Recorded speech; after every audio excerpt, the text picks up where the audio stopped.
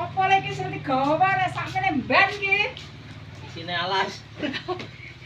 Ya Allah, iki kae sing muncalne akune Sarjagunan. Iya, apa Ya iki? Allah Gusti, lah telo sak bayi. Telo kok sak godhonge iki. Ya Allah, lah iki kok arep makan sapi ya. Yo, yo. Kaya ngene iki. Wong desa ngene lho penake. Enak tenan. Gak tuku kuwi. Ora tuku gratis ae. Lah iki oleh semene iki. Kambil ndukan.